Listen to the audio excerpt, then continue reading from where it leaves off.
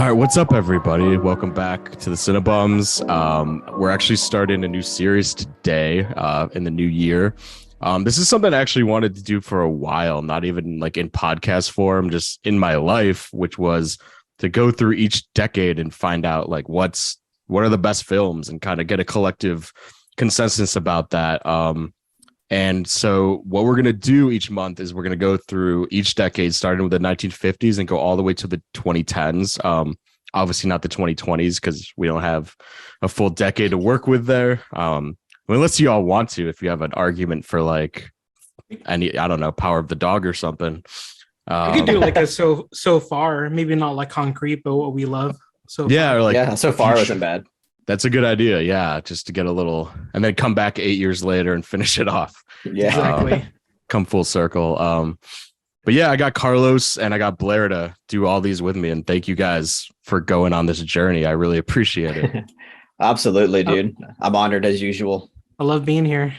Yeah, I mean, look at all those criterions behind Carlos. He's got encyclopedic knowledge of classic cinema, clearly. Yeah, it's gonna be a lot of fun. Before we explain the rules and kind of how this is going to work and how we're going to deliberate on the best films of the 1950s, what have y'all seen lately that you liked? Like, scroll through your letterbox, what comes to mind? Lately, go ahead. I'm sorry. Nope, go ahead. So just the other day, I was lucky enough to catch a gorgeous 35 millimeter showing of Buffalo 66 at the Plaza, and that was funnily enough one of my favorite new theater experiences. Like, that was incredible. Yeah, Love that movie. That's awesome. I also freaking love that movie to death. I mean, that's honestly one of the better like final 10 minutes of a movie I've seen like in recent memory. dude, the ending is so satisfying. It felt like I was on a high just because of how good the ending was. And I absolutely love that song that's used by the band Yes. Like Mhm. the fact that like I already love that song to death, so to see it being used in a film in such like a creative way like that, it was just so satisfying. I agree. That was like that might be one of my like favorite uses of a song in film, and I'm like not even like a huge Yes fan, but that was just beautiful the way they used it. Absolutely. Totally. That movie is a collected like 3 or 4 scenes that are like all timers for me. Like, I always look back to obviously the bowling alley sequence where the tap dancing with Christina Ricci is like just hauntingly beautiful stuff. Mhm. Just really like, visually just on another level. And then there's stuff like the phone booth when they kind of like they have like their little spat in the phone booth. It's like spanning time is like spanning time. So fucking funny. I know. I was with such like an amazing like meet cute in a way, because they kind of profess their love for each other in like the most perverse way possible, and it's done so well. And like obviously Vincent Gallo is a crazy motherfucker, but that movie is it really works awesome. Though. He made something that really fucking works. It's so crazy. It is, yeah. It's one of the best films of the 90s, teaser to our 90s episode within 4 months. But yeah, no, that's a great one. I'm jealous you saw that. Did you say it was 35 millimeter? Yeah, it was a 35 millimeter print. Fuck, man, that's awesome. It was so good. So I wanted to bring that up really quick. Yeah. Carlos, what about you? So recently I watched In the Mood for Love in 35 millimeter, which was pretty rad. Damn. That was my first 35 millimeter screening ever, so that was really cool. Obviously such a beautifully masterful film. Audience was kind of annoying, but I mean it was still an experience. So yeah, I mean it wasn't that bad. They were just laughing a lot, like really hard at a lot of stuff. I'm like, what the hell's so funny about this movie? In the Mood for Love? Like, what could possibly that's so weird. I don't know, but like I remember when I watched it the first time, I was like, I don't remember laughing like ever in this movie. And for some reason, the audience was just found so like the most subtle attempts at humor, they would laugh out loud like it's a punchline. I was like, okay, it's just really extra. I don't know why, but so yeah. Beyond that, recently, I also watched Godland with Blaire with Eric. That was an amazing screening. There wasn't that many people in there. And it was on the big screen, and that film all around is so masterful. Yeah, I know that Eric really likes it too. So Oh, yeah. Godland is one of the best of this decade. Again, spoiler alert, but God, it's so good. Yeah, That's the Icelandic film, right? That came out last year. Basically, yeah. It's like Danish / Icelandic, I believe. Yep. It's like simultaneously both. It's even like a thing in the movie where they trudge both. Yeah, the whole like Danish and Icelandic thing is like a central theme to the film. So, but yeah, it's honestly one of the most authentic pieces of cinema I've seen like in a very long time. Like, there's not a single element of that film that feels like it's just a movie, and it's just because of how everything is directed and how everything is shot. Not only like the landscape, but just like how the actors are directed. Just these really long take sequences that feel incredibly real. Yeah, I can't recommend Godland enough. Like, that film needs to have more exposure. It's incredible. So is that did that premiere like Cannes last year? Or is that like technically a 2023 release? Because I haven't heard about it yet. Actually, it released in festivals in 2022, but like it's getting like a very limited theatrical release like now. So basically, yeah. But besides Godland, I watched Silenced, which is a Korean film. We watched that for the Discord because this week in the Discord everybody had to pick the most fucked up movie to bring to the table. And I picked Silenced because it's a really fucked up movie because it has to do with like molestation of kids that went to this hard of hearing school. Basically, they were basically all deaf children. And there was like this big bust that happened where like the authorities were caught like sexually molesting the kids and everything. It's a horrific subject, but like the film, it's a fucked up movie, but the film actually like changed laws and shit. Like it gave that issue a lot of exposure when people really didn't care about it or didn't even know about it because it was kind of buried. And after that film came out, like it was a huge thing in the country. So, it's a very graphic, super graphic movie. It really goes all the way with like depicting these crimes and these horrible things that happen to children. But, it's kind of necessary in a way because, you kind of hear about it. Like, you always hear that word being thrown out, about children being abused in that way. But like, for a lot of people, I think to actually see it in that way, I think really gets the point across in the way that it should. And also, I think depicting it in the way that it did, I think had a huge hand in like really bringing awareness to this issue in the way that it did. I think if it kind of went soft with it, it probably wouldn't have blown the thing up the way that it did. But wow. Yeah. Anyway, kind of went kind of long on that one. But yeah, definitely. I recommend that film. I think it's really, really great. But definitely like only when you're ready, because I'm telling you, it's very unforgiving with how it shows everything. But yeah. Gotcha. I didn't know that was the same director that worked on Squid Game. Squid Games, dude. Yeah. Wow, interesting. I enjoyed that show. I'm sure it's nothing like Squid Game, but I'll definitely have to. That seems like a very vital movie to our culture. So it's interesting because Squid Game is like fucked up, but fucked up in a way that like people in mass can obviously like consume. Yeah, it's a game. Yeah, it's like a game dealing with like capitalism in people's lives, but it's so weird to me when people like don't see the themes. They're just like, game where you lose your life or win money. How crazy. Yeah, it's like you can't draw any parallels to like real life. Okay. I feel like Squid Game also got caught up in like the TikTok fame and the Mr. Beast shit where it became a very big commodity, just the concept.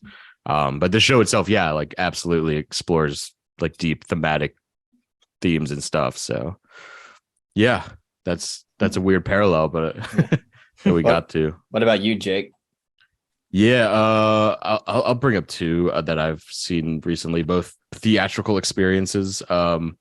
So AMC's been showing a revival print of Crouching Tiger, Hidden Dragon, which is one of my favorite films of all time, and I obviously had to see it. Thankfully, the crowd I saw it with was really respectful for the most part, even though some kid spilled his soda on my seat and took me out of the movie for a good 2 minutes. I was literally, my friend next to me like was kind of laughing for the next 5 minutes, but I was so engrossed in the movie, I kind of like used my peripheries to just cut him out. Just shook it off. Yeah. Thankfully, I didn't get wet, but my seat was like dripping Diet Coke the rest of the movie. So, Damn. another sidebar of just bad theater experiences. Yeah. But one of my favorite movies. I was gonna say I haven't seen that movie yet, and yeah, they were playing it at the Plaza Art Theater in Atlanta, but I didn't go see it. But it's a film that I've definitely been wanting to see for a very long time. Highest of recommendations for me. I think it was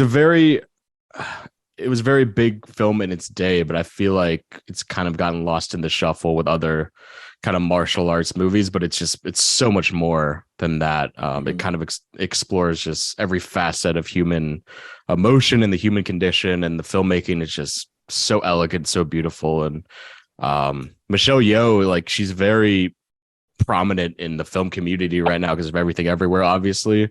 So it's really cool to go back in time and just see like kind of where her roots came from with this movie. Even though I've seen it so many times, but it's like she's so incredible in that movie. Yeah, dude. Michelle Yeoh. I think one of the only films I saw her in before Everything Everywhere was Memoirs of a Geisha.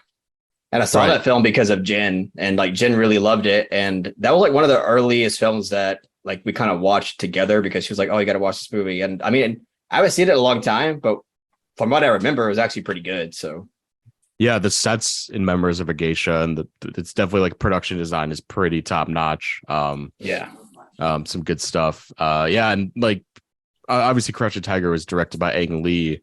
That was like his peak as a filmmaker, I would say, like coming off The Ice Storm and like Sense and Sensibility and stuff, and going to Brokeback Mountain. Like he was making really incredible movies, making bangers, dude. Churning out so many bangers. I'd love to talk about more Ang Lee on the podcast too, because I'm a big fan, but that's his magnum opus, if you ask me. It's like a 5 out of 5, 6 out of 5 masterpiece. But yeah, dude.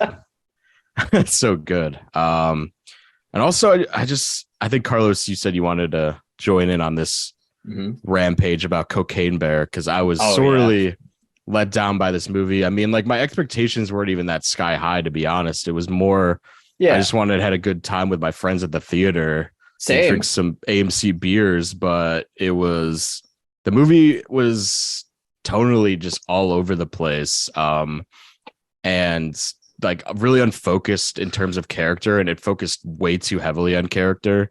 And dude, like, no, you could jump in. I just didn't latch on to really anything except for like a few fun sequences that were pretty gory and inventive. But yeah, I mean, I'm pretty much on the same page. Like, the thing is, like, definitely more than half the movie is like doesn't involve the bear element in the plot at all. Like, I mean, the plot element is there, but you don't actually visually see the cocaine bear really going at it, like, for only maybe like 20% of the actual movie. And that's kind of being generous. So like most of it is just like character interactions, character setup, and a lot of attempts at humor that don't even really work. And I'm actually really lenient on comedy and humor. Me but too. Like, a lot of it just felt it just had poor execution, and a lot of the humor felt forced, and it didn't just click right. And I don't know, it was just really disappointing because like pretty much all the scenes, I mean, there's only maybe a few scenes that don't involve the actual like bear action gore stuff that was like, okay, it's not bad, I guess. But for the most part, like, it just wasn't very good at all. And, I was like you, I didn't go in with like super high expectations. I went in, just wanting just a really fun, dumb movie. Right. And it's dumb fun, but only like in bits. Like, it doesn't deliver. Like, for a film called Cocaine Bear, you kind of expect more out of it. And not saying there aren't some sequences with the cocaine bear that are fucking super entertaining. Like, there's this one car chase sequence with the bear that's really good. Like that, like, if the film had more of that, like, that was like the part of the movie where I was like, holy shit, this is entertaining. This is kind of what I've been waiting for. This is great. But that's like the peak of the movie. Like, after that, like, nothing really gets as good as that scene. And I don't know. It's just a very disappointing movie overall. I think I gave it a solid 5, which is being kind of generous. Yeah, I gave it like a soft 4. Damn. Damn. I don't think that's too controversial, right? I think most people are pretty down on this movie, like, it's relative to the hype of the title and the trailer and everything.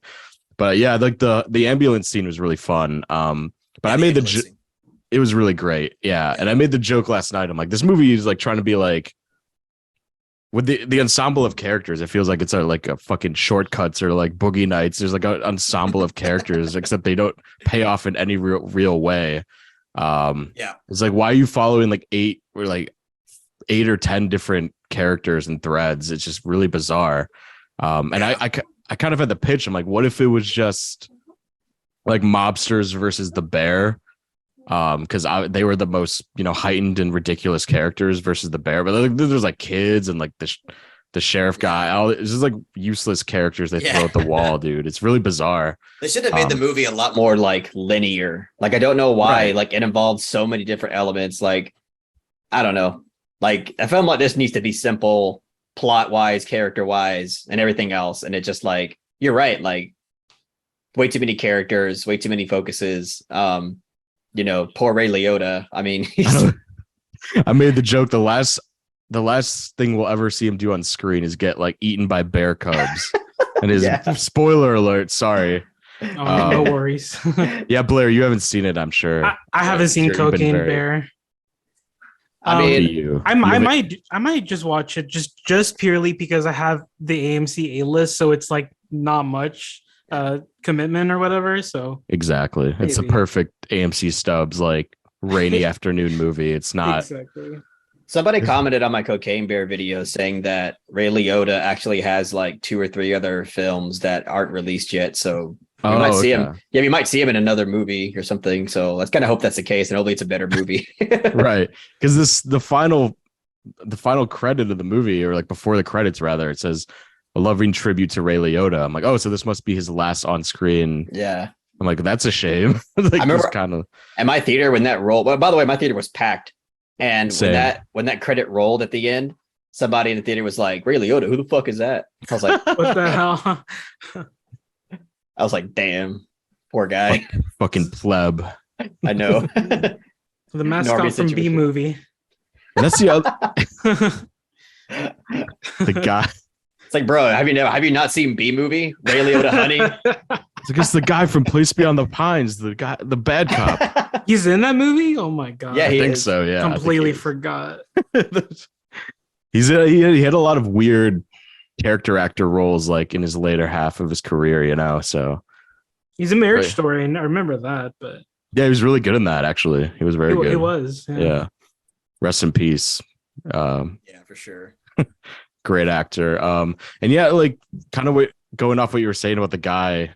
I had a lot of, to put it lightly, dumb audience members in my screening. Mine was pretty bad. Yeah, dude. I mean, I kind of knew that movie. It was kind of like a horror audience. Because that brings out the worst people. Yeah.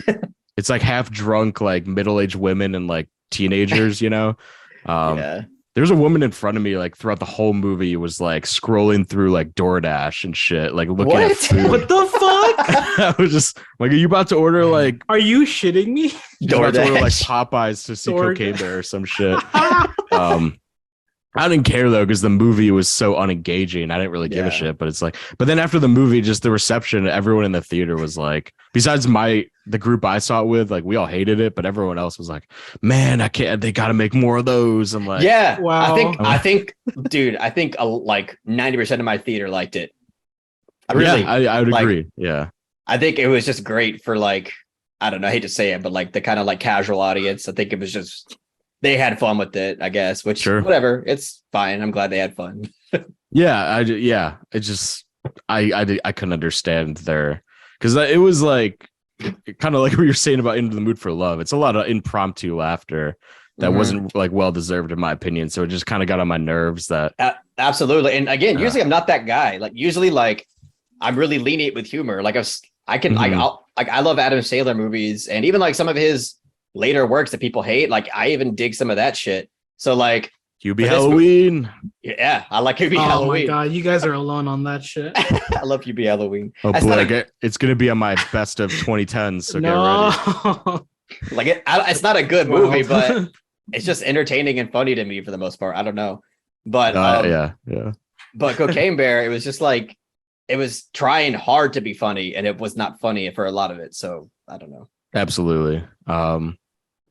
Yeah, I think that's all I have to say about that movie, honestly. And really relevant to the Kurosawa movies and stuff we're going to be talking about in a second here. But yeah, the one thing I was going to add, I remember I'd seen Infinity Pool with a packed audience, like the amount of people that hated that movie, and then the contrast of like Cocaine Bear, where it's like a crowd pleaser. It's just kind of like, oh my God, that's moments where I'm like, my taste is like just so different than a lot of the other people's, where it really shows with examples like that, you know? Yeah, when you go into a movie like that, like it kind of like exposes, like I don't want to say like how different we are or something like that, but just how most people are when they go to a movie. You know what I mean? Mm-hmm. Like the vast majority of people that go to the movies just view it a lot differently. Sure.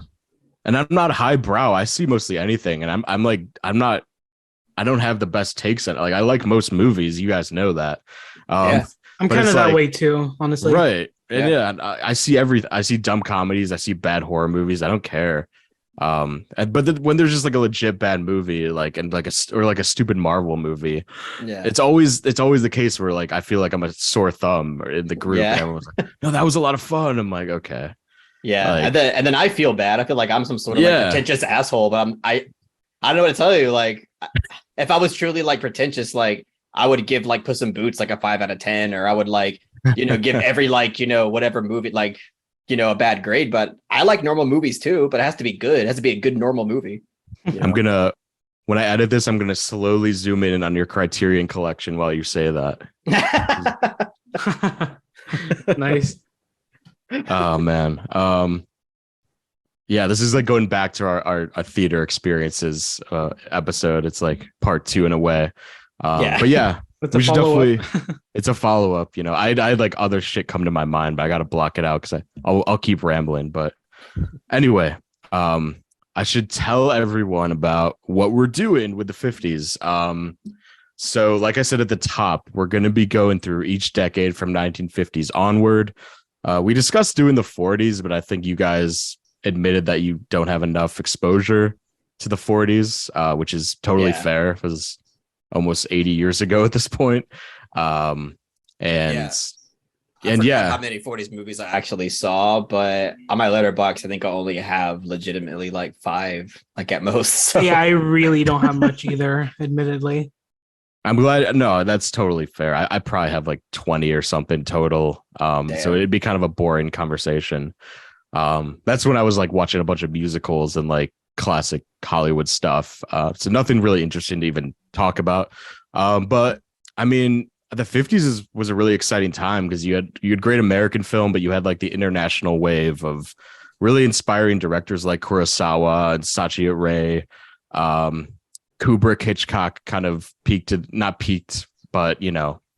found their footing in the 1950s. So it's a really solid decade looking back.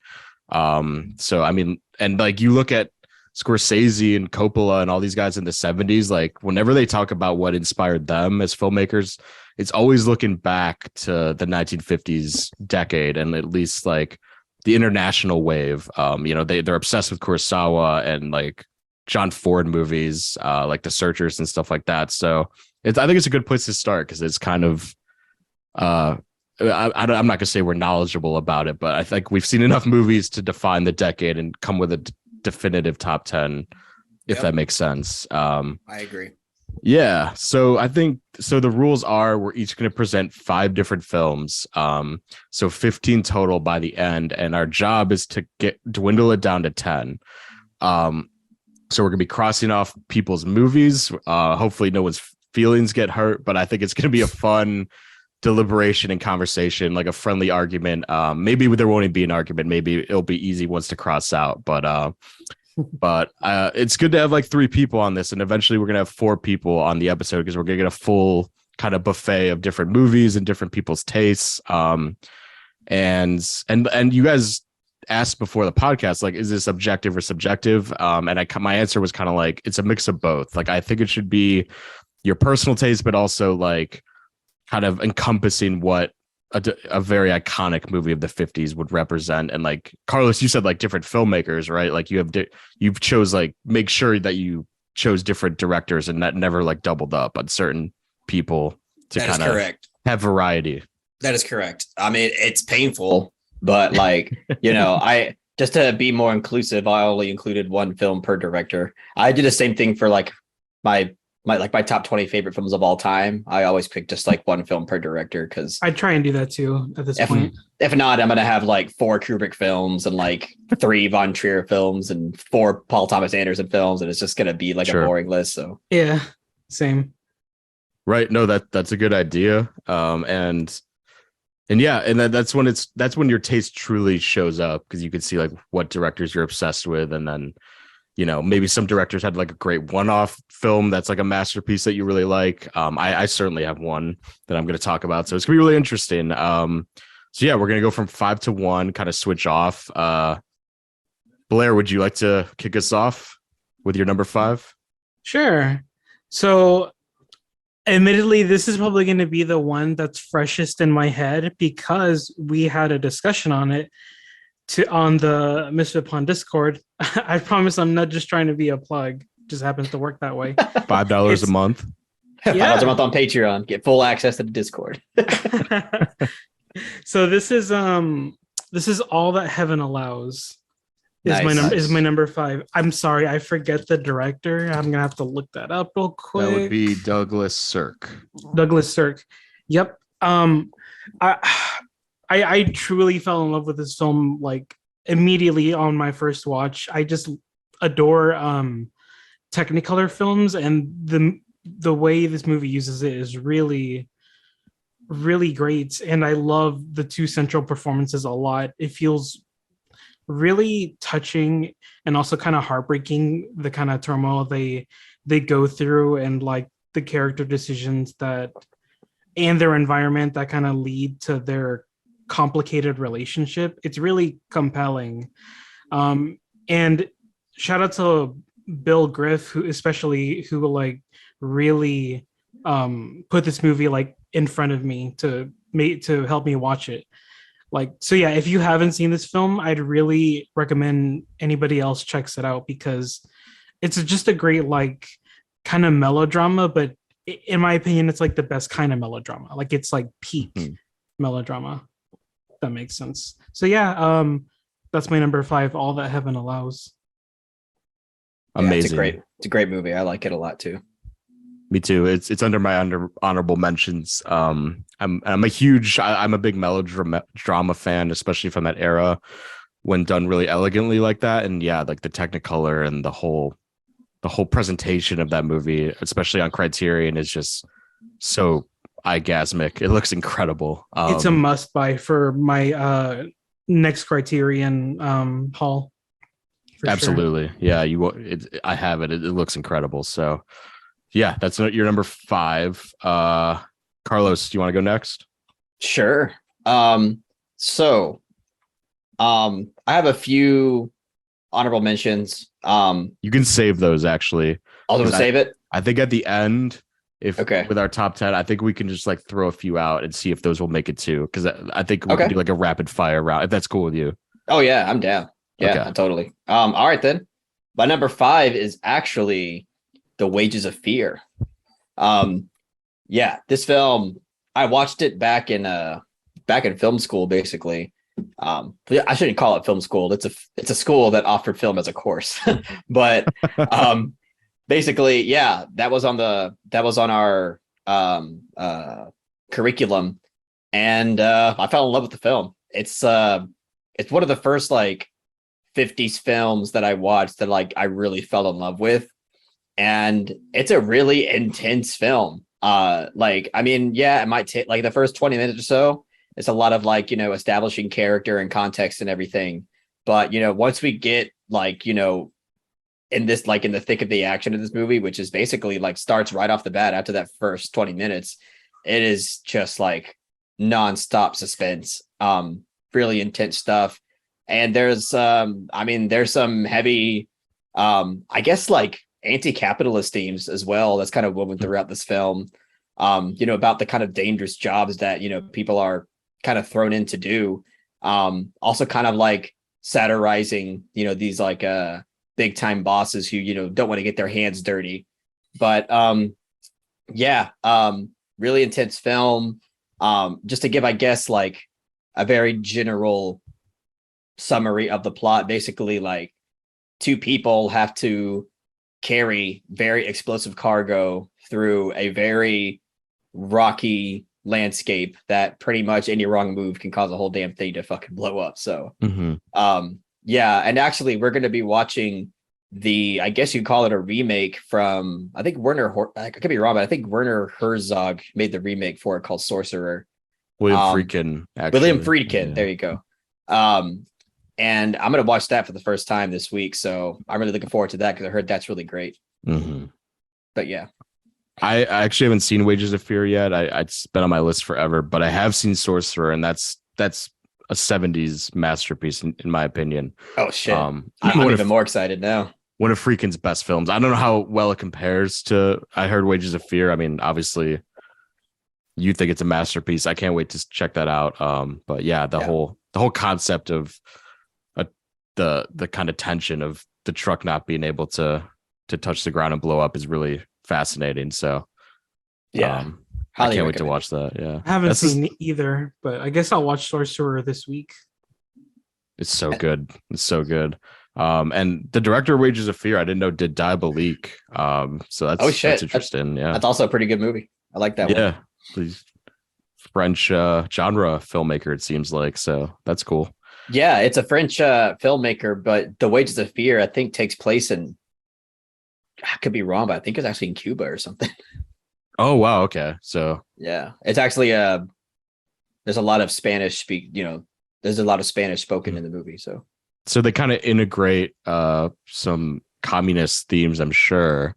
Yeah, there has to be something like that. I could be wrong because it's been a while since I've seen it, but I do think from what I remember, the Wages of Fear takes place in Cuba.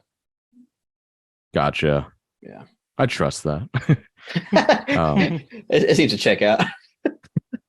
Carlos starts a war with Cuba. Anyway. Cuba's based. I'm just kidding. We love our Cuban listeners if there are any out there.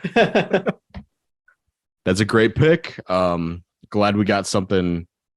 We diversify our list in that way. So, I'll go with my number 5 now. Mine is a film by Satyajit Ray. Yes.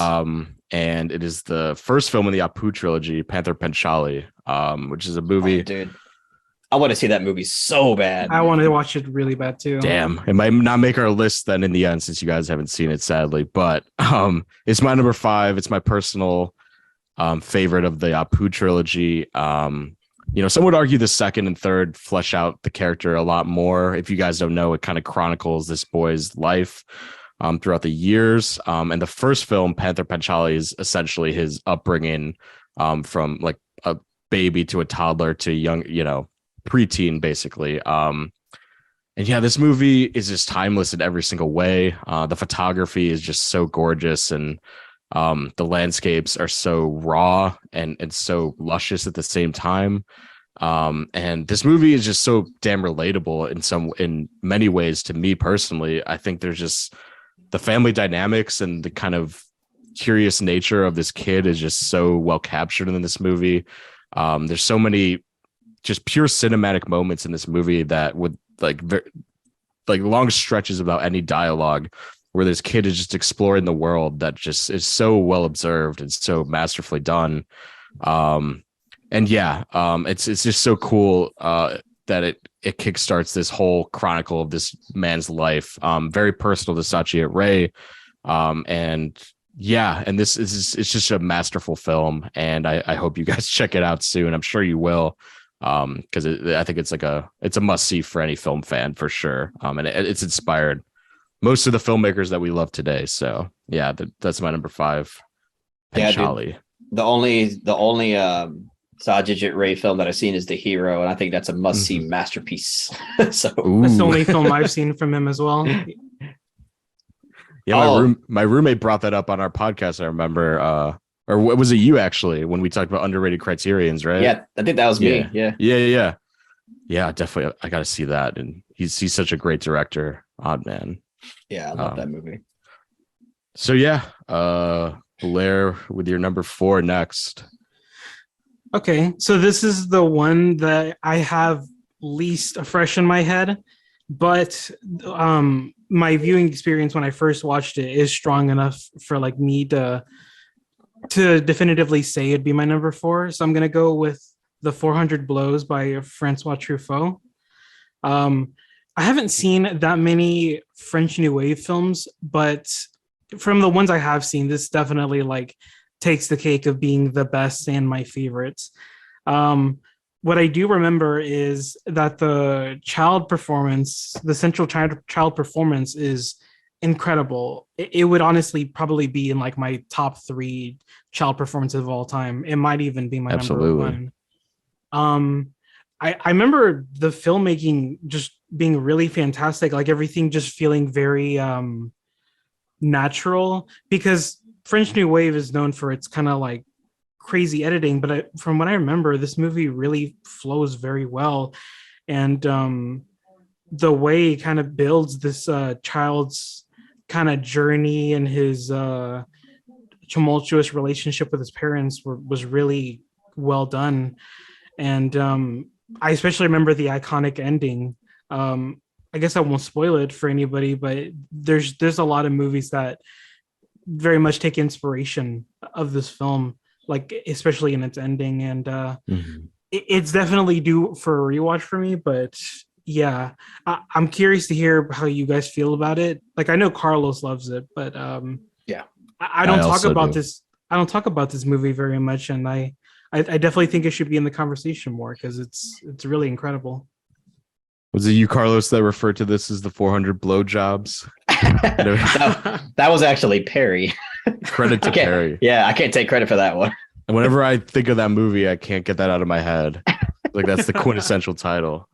I love that film to death. Yeah, that was a early Criterion movie that I watched. You know, like I think I was still in high school at the time, so it's been a while for me. But yeah, I agree. It's a masterpiece and one of the best coming of age, revealing films about a director's early life that I've ever seen. So I agree. It's definitely one of the best coming of age films, like hands down. Yeah.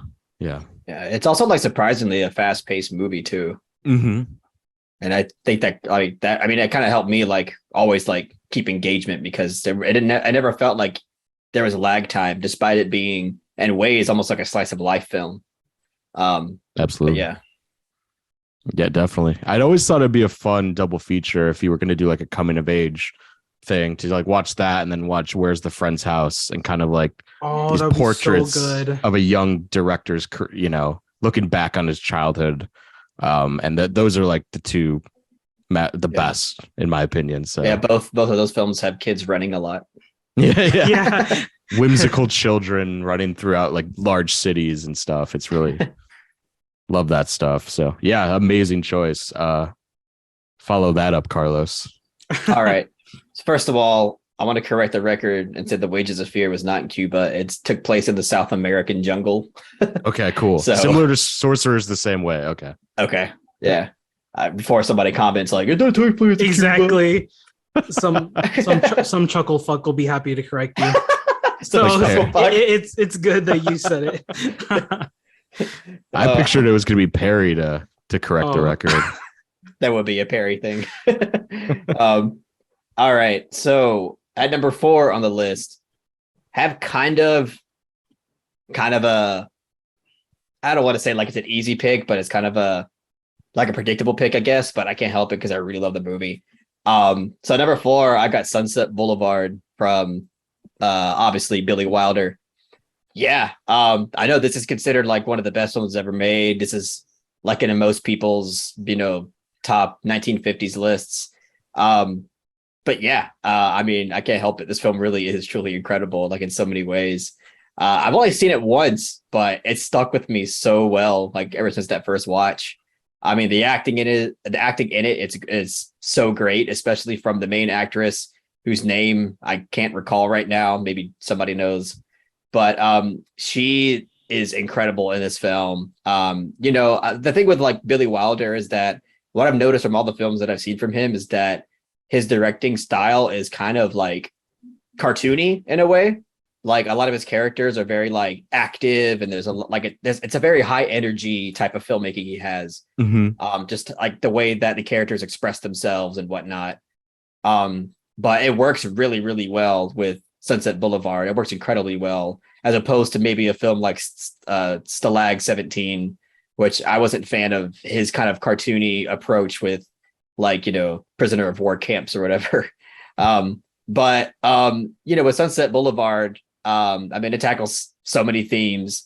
The main one being having to do with Hollywood and the film industry, obviously, in a way criticizing Hollywood in multiple different ways. But yeah, and just like even besides like from its like thematic quality, just from like a character and story perspective, it's quite incredible. Just the way that things unravel, the way that Billy Wilder presents the story and the structure. It's just really, really great. It has one of the best like final scenes, in a movie like ever. But yeah, I fucking love this movie. Honestly, it's due for a rewatch. I don't think it's been like at least 4 or 5 months since I've seen it, and I already want to see it again. So yeah. I shamefully have yet to see this film. And damn. Love Billy Wilder.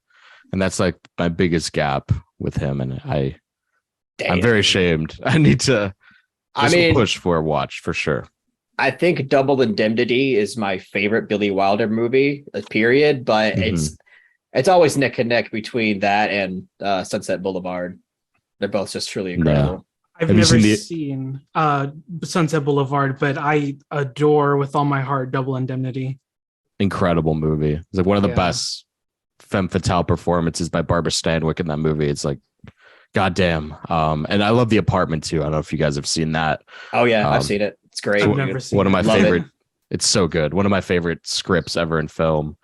So I'm glad you talked about it, because it would be kind of embarrassing if this didn't show up on anyone's list, because it's quintessential. Yeah. I'm kind of shocked. I thought at least one of y'all saw it.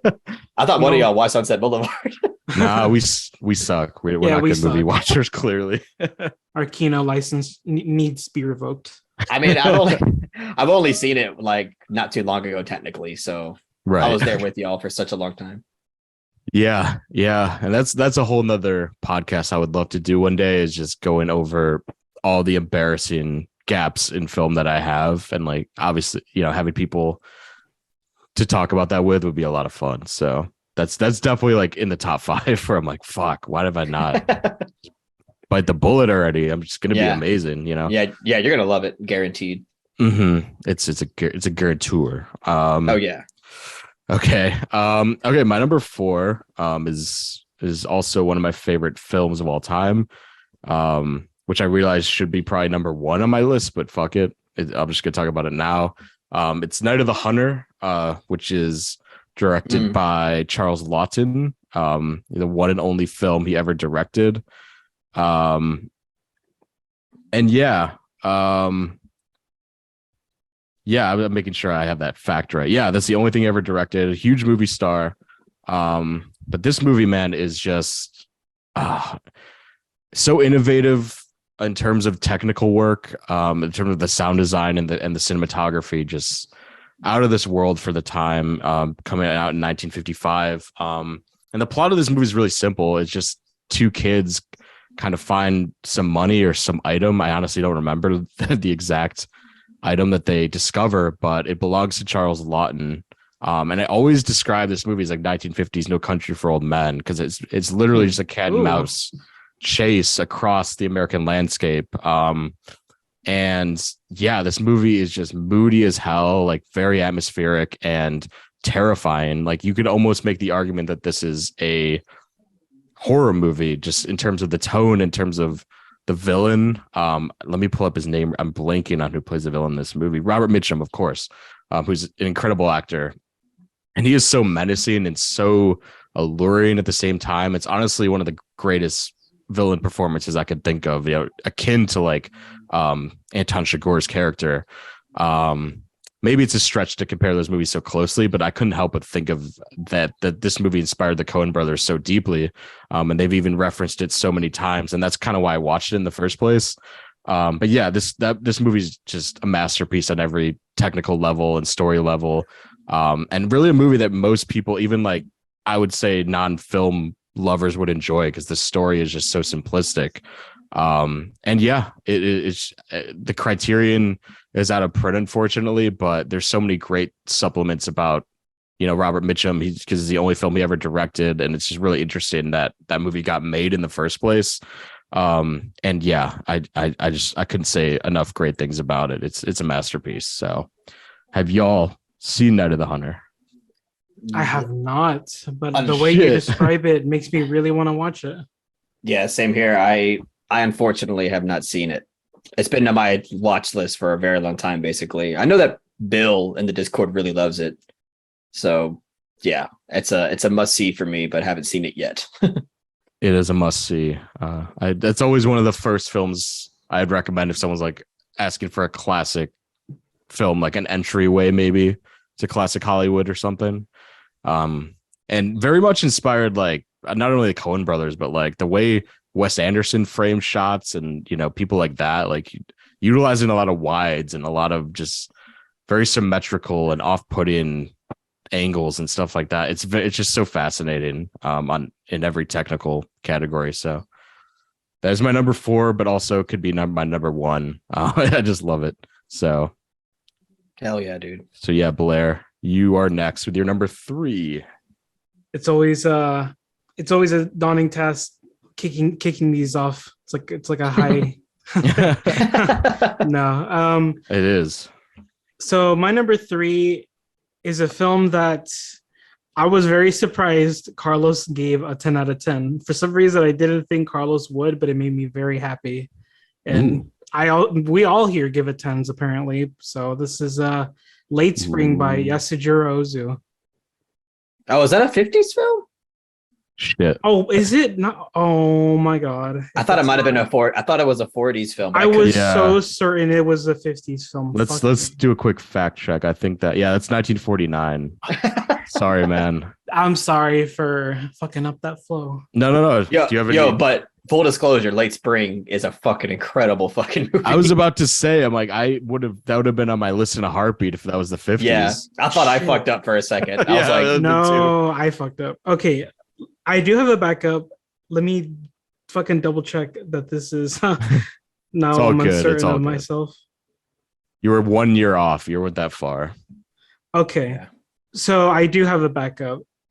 My actual number 3 is a director we already talked about. Billy Wilder. I'm gonna go with Some Like It Hot. Yeah, that is a really good one. I was honestly not expecting to love this movie when I watched it, but I ended up doing a movie night for it and I was pleasantly surprised. I really love this movie. This is the only other Billy Wilder film I've seen besides Double Indemnity, and obviously they're very different films, but both just excel in their own fucking way. And it's also the only Marilyn Monroe film I've ever seen, and she's great in this along with Tony Curtis and Jack Lemmon. The pacing of this just works really fucking well. It's constantly super energetic and consistently funny. Like the film isn't always like busting out loud. Like it's not a film you're probably gonna catch me like necessarily like bursting out laughing every scene, but it's consistently like really well written, like as a really amazing screenplay.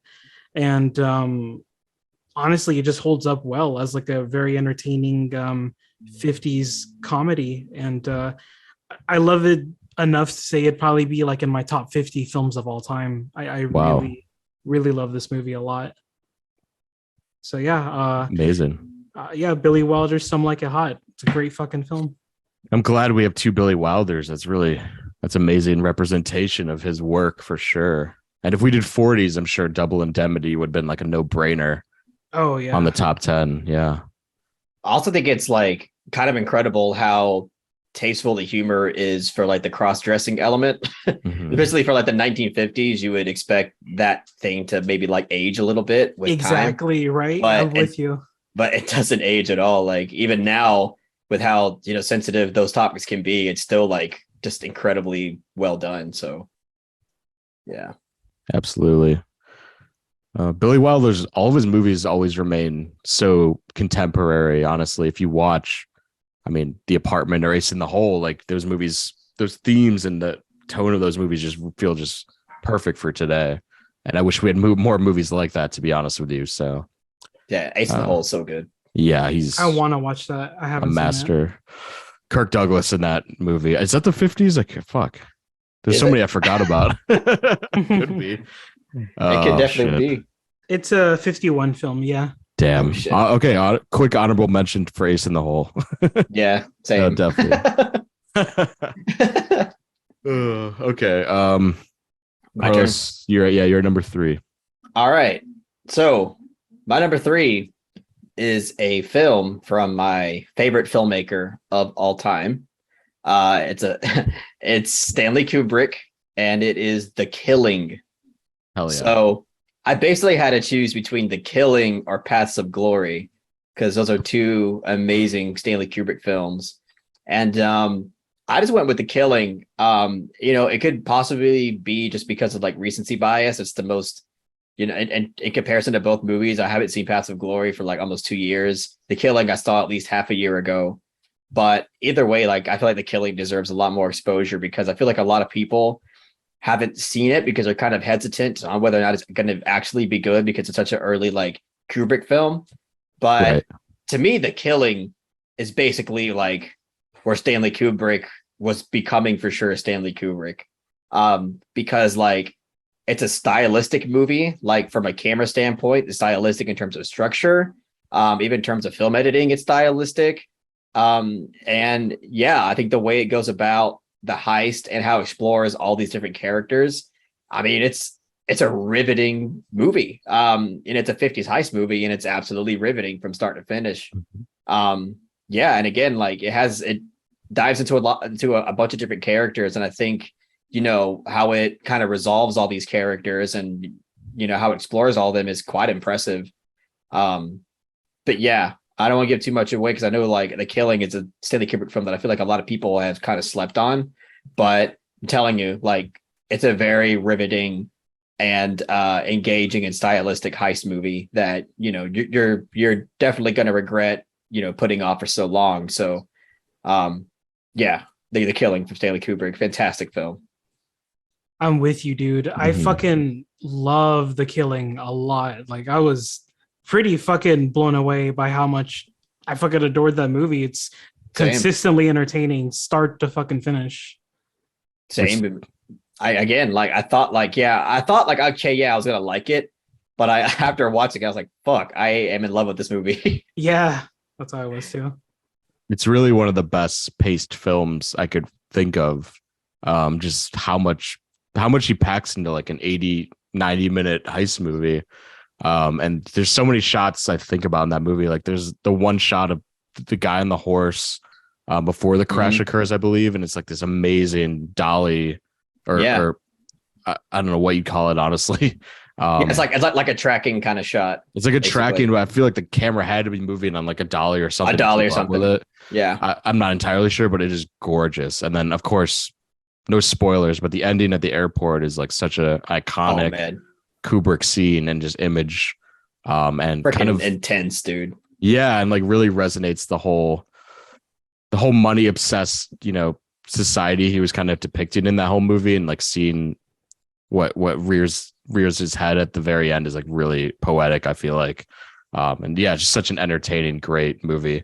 Paths of Glory is actually, I love that movie too. I would throw an honorable mention to that movie. Yeah, one of the best anti-war movies I could think of. Honestly, it's incredible. Absolutely. Good director, in my opinion. Some would say. Yeah. He's going to definitely show up a lot in the 70s, 80s, and maybe 90s. Sure. 60s too. Every decade. Pretty much every decade, yeah. He's going to show up. If we did the 40s, maybe you would talk about Killer's Kiss. I don't know. I haven't seen that one yet. Maybe it'll even show up in the 2010s. We'll see. What's that? The sequel to 2001? It's like 2010. Yeah. And Grown-ups 2. Kubrick directed that. It was just in the vault. Damn, yeah. Makes sense why it's such a masterpiece, right?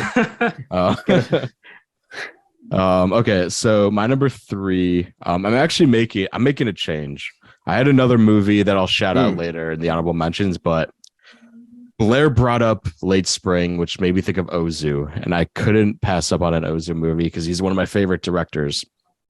I'm not picking the one that most people would think. I'm gonna pick my personal favorite Ozu, which is Good Morning. An incredible movie.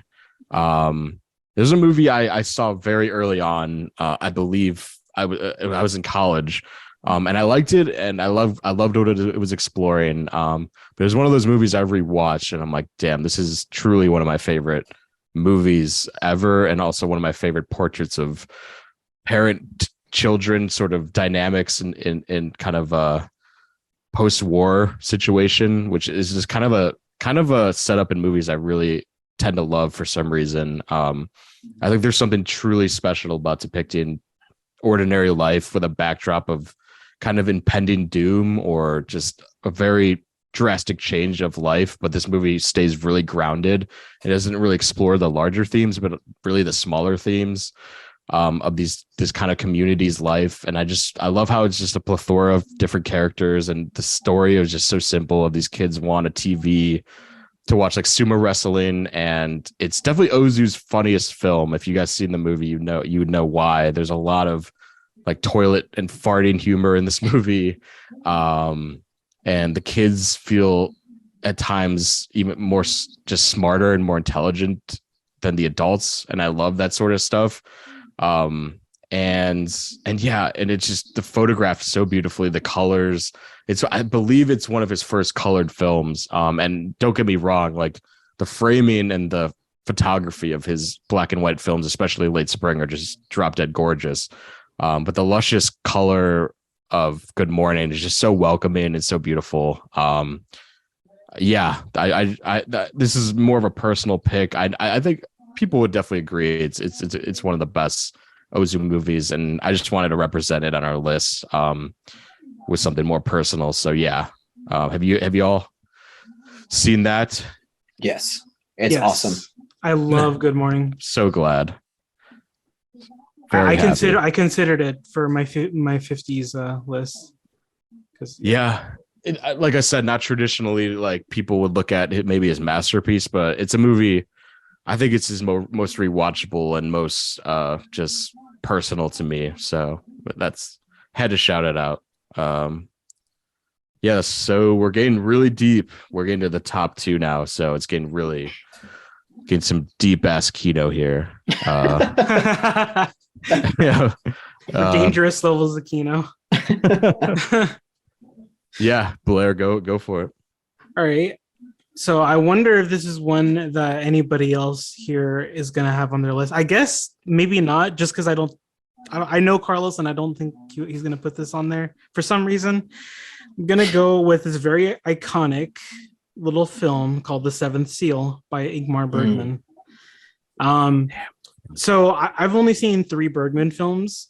Just recently, I saw Persona for the first time. I feel like I've seen 3 of his essentials: Seventh Seal, Persona, and Autumn Sonata. Totally. I would say that The Seventh Seal is the weakest of those films, but that's not saying like a whole lot, because this film is incredible. I don't even know where to really begin talking about this film. It just has like this certain feeling that I've honestly never felt with any other film. It captures this like time and environment so well. It's like its themes are so heavy because it deals with like death and the Black Plague, but yet the film is not necessarily like overwhelmingly grim in tone. It's like weird. It's like weirdly funny, but it doesn't take away from its like from its central themes. Like everybody knows about like the ongoing chess game with death, and how really you don't even have to like think about it that much. It's just like so well incorporated into the film, so natural. I just think it's like one of the best kind of films dealing with that topic and those themes. And yeah, I really love its kind of environment and atmosphere, like especially. Yeah, I think this is an incredible film. It's like essential kino viewing for like anyone, honestly, getting into films. Yeah, dude, it's a great one. And you're right. I don't have that on my list. You're right. Yeah, for some reason, like I don't think Carlos is gonna have this on his. I don't. I mean, I think it's a great movie, though. You know, there's a lot about it that I do really like. Yeah, and I didn't expect The Seventh Seal to be so humorous too. Like I was laughing a lot during that movie, just because like there's just a lot of humor in it, like a lot of genuine humor. And yeah, I mean, you know, Blaire's right. Like it deals with such heavy material, but it's not just completely like, you know, grim with its tone. It's actually kind of playful when you think about it. But there is a lot of spooky scenes, like that fucking what was it, like a parade or like a march down like this one village? Oh, great God, scene. That was a great fucking scene. Yeah, that's like one of my favorite scenes of the movie. Same here. Really good. But yeah, that's also a film I need to rewatch. I haven't seen it in a long time. Me too. That was my first Bergman. I was young and dumb, so I didn't like fully grasp it, but I definitely enjoyed it. But then I've gone on to like watch other Bergman, like Persona and Virgin Spring and all these great masterpieces, and I want to come back to it, you know, and maybe it would probably be in my list if I revisited it. But yeah, Bergman's an essential. I'm sure he killed it in the 60s, so I'm sure we're gonna have some 60s Bergman to come out of when we do that. But yeah, I haven't seen Wild Strawberries. Have you guys seen that? I know that's a 50s Ingmar Bergman movie. I haven't. Honestly. Wild Strawberries. That was my first Bergman. I like it. I'm not really that huge on it, but I do respect it and I like it for certain reasons. But yeah, you could tell that movie's like quite personal in a lot of different ways. Again, like it's a movie that's about like death, coming to terms with your regrets, stuff like that. But yeah, I like it, but you know, most people that I talk to, they like are really in love with it. I'm not on that level, but I do like it. Yeah, I haven't seen it, but I've actually heard a few people say it's like their favorite Bergman, which truthfully, there's no wrong answer when people ask. I mean, he's one of those directors where I feel like everyone has a different favorite. Like I love The Virgin Spring. Like that's up there with my favorite Bergman movies. Dude, I haven't seen it. I really want to see it, dude. I haven't seen it either. I think I'll bring it up in our 60s conversation. It's quite a movie. And that's probably his darkest. So it's like kind of almost the antithesis of Seventh Seal in a way. But yeah. I think Carlos, you are up. Oh shit. You're number 2. All right. Number 2. I hope that we kind of see this film in at least one of y'all's lists, but we'll see. Number 2, we got 12 Angry Men. Yes. From Sidney Lumet. I knew this was coming. Yeah. I didn't add it because I knew it would definitely be there, but I knew for a fact one of y'all was going to say it. Exactly. So I didn't that put was it my in my... that was my thought process too. Yeah, dude, like 12 Angry Men, it's like it's one of those things where it's just like it's such a universally loved film, but it's for very deserved reasons. Yes. Oh my God. Yeah, like this is a film that was very long overdue for me because, you know, I've heard about this movie pretty much all my life, but only until again, maybe like a year ago at this point, I finally saw, and obviously I fell in love with it. From start to finish, like just such brilliant screenwriting. Honestly, I might put it like in, at the very least, my top 10 like greatest screenplays ever written. 100%. It's just like character wise, dialogue wise, story wise, like it's all just so riveting, so nuanced, so entertaining. Henry Fonda in this movie is so good. Pretty much all the acting in this movie is great, but like I think Henry Fonda does a good job at like, you know, holding it down as like the one juror that had doubt and, you know, really pleaded his case. Yeah, like it's a film that's purely dialogue driven, all in one room type situation, you know, films. And, you know, I couldn't ask for a better type of screenplay for this type of subject matter. Yes. just, great stuff all around. I mean, I know like people have already talked their heads off about this movie. Like it's just like it's like a Kino essential. It's a film that, you don't have to be like a Kino lord to really appreciate. Anybody could watch this movie and just love the hell out of it. But yeah, I love what, where the narrative goes, what's revealed about certain characters as the story goes along, how characters interact with each other and how they deal with, how they deal with these interactions, especially when it starts to explode even more by the end of the film. And it's a great testament to just like the American court system as a whole. But yeah, that's all I'll say for now. I really love this film a lot. It was really satisfying to buy it on Criterion. Yeah, dude, that was one of my first Criterions I ever got, because that was an early movie that made me fall in love with movies and classic movies, especially. And that movie really encompasses like the true power that cinema can have, because it's to make such a contained movie riveting and that emotionally resonant with each of its characters is just mind-boggling. And to be done in the 50s and to take that big of a risk, because movies were all about, at least in America, I feel like movies were very much about spectacle driven, storytelling, and that movie was just drawn back. And Sidney Lumet, I'm going to talk about him probably a lot more in like the 70s specifically, has directed some of the best scripts that have ever been written, in my opinion, like Dog Day Afternoon, Network, obviously with Pat Chayefsky. It's just he's a director that honestly, like, he's revered, but I don't think he's as revered as he should be. He's directed, I feel like, some of the greatest films, like maybe 3 or 4 of the greatest films in American history, in my opinion. But yeah, it's a masterpiece. What else can I say? It's just so good. Yeah. Okay. My turn. My number 2. This is another kind of no-brainer. I feel like it's not an original pick, but similar to what you just said, Carlos, I kind of have to, just because it's that good. It do be like that sometimes. It do be like that a lot of the times.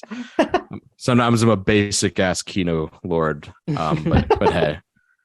I'm talking about Vertigo, which is widely celebrated as one of the greatest films of all time. It was number 2 on the Sight and Sound poll recently. I think it got dethroned because it used to be number 1 by John Dielman. Let's go. Well deserved for sure. I prefer John Dielman personally, but Vertigo that's a film that kind of made me fall in love with Hitchcock. Was one of my first early directors that I loved. And I'll be honest, like, a lot of his work just doesn't stick with me as much besides Vertigo. That's the movie that, obviously, he's a master and like such a iconic and revolutionary filmmaker. But I think Vertigo truly is the one that will stand the test of time for a long time. Mainly because it doesn't have any gimmicks like his other movies do. Not to say that they're bad gimmicks. Like, he has a lot of twists, or he has like a very confined movies in terms of location. But Vertigo is just a beautifully told story about love and the human mind and the human psyche. It explores at a very kind of progressive time to be doing that.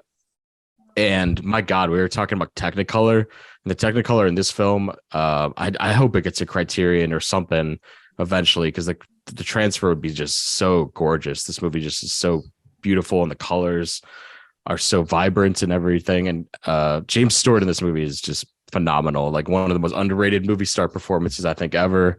So yeah, this is kind of like the populist pick. I kind of, sometimes veered off into more obscure films on my list, but like this, I feel like this movie is undeniable for me personally.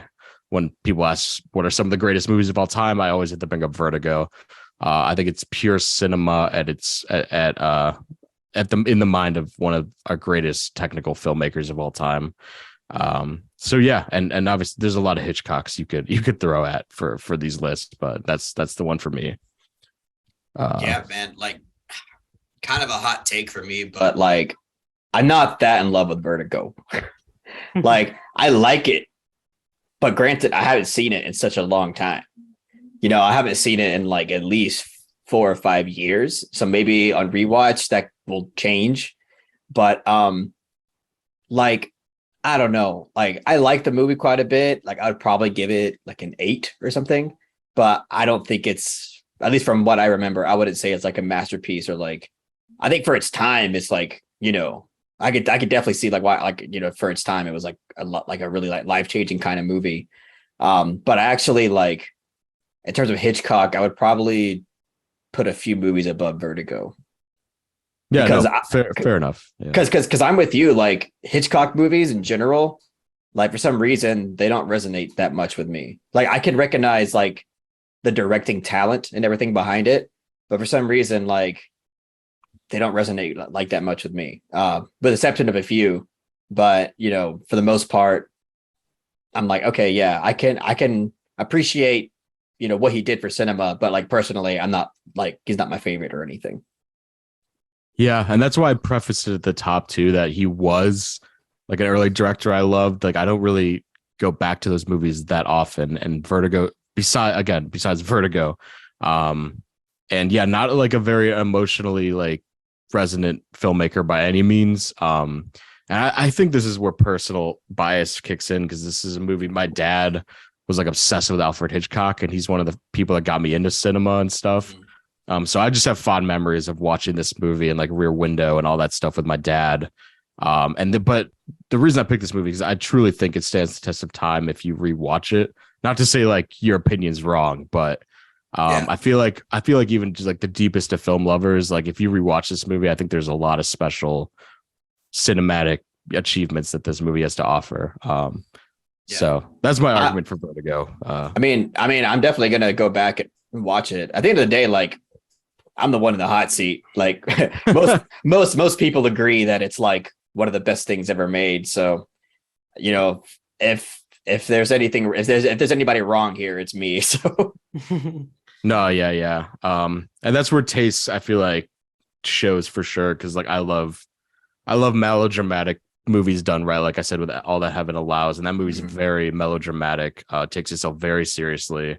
But yeah, I just had to do it for personal reasons. And yeah, shout out to John Dielman.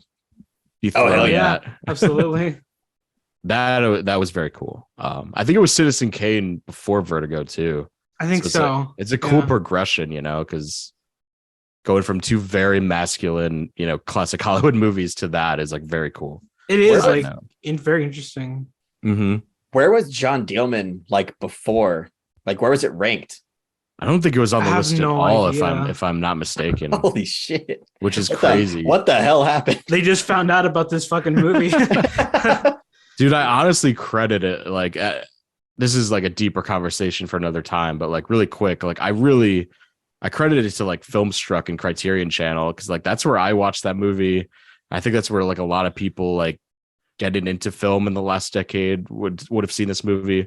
Because I'm sure it was like really hard to find before Criterion kind of released it and pushed it out into the world. So I think Criterion is the reason, honestly. I'm like, and streaming being a big part of it as well. I can see that. Yeah, that makes sense. Because if it wasn't on the list 10 years ago, like I don't know what else you could really credit it to other than that, So yeah. But yeah, man, that will be on my 70s list for sure. So dibs on John. No, okay. No, I'm fucking with you. All right, damn. So we're at number 1. This is big, even though mine is largely unranked, I realize. But yeah, Blair, go for it. Your favorite of the 50s. It's crazy that like we're now in number 1 because all of our number 2s were like so strong it could easily have been number 1, right? Mm-hmm. Yep. Yeah. Absolutely. That being said, I'll definitely say that this is like it is leaning more towards like favorite, not necessarily best, because if I had to like say a best, it would probably technically be 12 Angry Men. But yeah, probably. But my number 1 for me is unsurprisingly La Strada by Federico Fellini. Yeah. Saw that coming. Yeah. That's dope. I know I talked about it a lot last podcast episode, so I'll try not to, just repeat the same things. Like, once again, I just think that, of course, Fellini did an incredible job directing like this. His debut, if I'm not mistaken, this is his debut. Really? Wow. Man, I don't want to get that wrong, but I think it is. I'll fact check that. Go ahead. Yeah, but the two central performances of this film are, to me, like definitely like what carries it. They're so fucking good. Probably some of my favorite movie characters ever, or characters like just in general. There's so much great acting in fucking Fellini's wife's face. I don't know her name. I'm sorry. She's really incredible, doing an incredible amount of range in her facial expressions of this film, and it's just one of the most watchable and entertaining films from this era, in my opinion. Like it never feels like it drags. It's just has a really tight runtime that really utilizes it well. And I was surprised like just how I don't know if bleak is the right word, but definitely this film has like a kind of a dour tone. Like it's not the most wholesome thing ever. There's a lot of, I don't know, like just heartbreak in this film in a way. Yeah. But yeah, I for some reason it connects with me like so fucking much. I really adore La Strada. I think it's like my top five films ever made for me. Amazing. My opinion. Yeah, it's really high up there. I love this fucking film, dude. I can't wait to watch it. Yeah, I think you'll love it at least more than 8.5 and Dolce Vita. Yeah, 8.5 is great. I wasn't really a fan of La Dolce Pizza, but I'm definitely I'm definitely looking forward to La Strada. I feel like it is my cup of tea. So I think so too. Yeah, I'd agree. That's his third feature, and honestly, the first two movies I haven't really heard of. So I feel like this is his breakout film, I guess. This was his big breakout film, yeah. And I've been a little mixed on Fellini, I gotta say. Like, I hope my Kino card doesn't get taken for this, but I was very mixed on 8.5. To be honest with you, and I think that's reasonable, though. I could see why somebody wouldn't be huge on that movie. Like, I appreciate that movie is foundational for a lot of filmmakers, and I feel like a lot of people look up to it, and I get why. I guess it just wasn't for me personally, and like I recognize the brilliance in that movie, but my point being is La Strada is the one Fellini movie that's really clicked with me so far. So I definitely agree with what you're saying. Like there's a personality to that movie that's really interesting, and it does get really dark. Like it's like super realistic in a lot of ways, and a lot of Fellini movies are very heightened, I feel like, and especially 8.5 and La Dolce. La Strada feels like his most grounded, personal, and just elegant movie that I've seen. So that's the word I was looking for. It's a pretty dark film, honestly. Yes, but not like so crazy where it feels like a fucking Von Trier film or anything. But it kind of has some of those elements. That makes sense. La Strada gives me Von Trier vibes. Breaking the La Strada. No, it's definitely grounded, for sure. Absolutely, yeah. That's a great number one. I'm glad. We were really covering a lot of countries here, a lot of different types of filmmakers, and if we didn't, it's a lot of variety. I'm really liking it. Yeah. Carlos, if you want to do your last one, go for it. All right. This is my number one favorite films of the 1950s. And this film is called Sancho the Bailiff. Wow. I was not expecting I didn't expect that. Yeah. Yeah, dude. Sancho the Bailiff is such a moving, heartbreaking, emotional, and just compelling roller coaster of a movie. That's so meaningful and impactful in so many ways. I mean, from every standpoint, this film's incredible. It's beautifully directed, beautifully shot. The characters and the narrative are wonderfully written. and thematically, it's rich as hell. I mean, this is a film that's really difficult to watch in a lot of ways. I mean, it's quite brutal with, how it depicts legalized slavery, basically.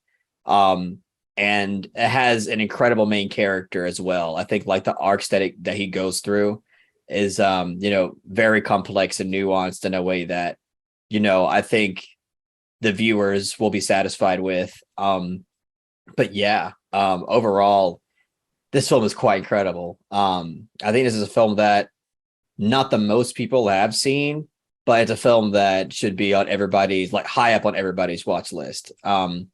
Yeah, just one of the most compelling pieces of Japanese cinema I've ever seen. I'm dying to give it another rewatch. I bought the Criterion not too long ago. Jen hasn't seen it. I'm going to watch it with her because she's never seen it. But yeah, it's a film that in pretty much every way possible just screams like masterful cinema. It's also like political in different ways.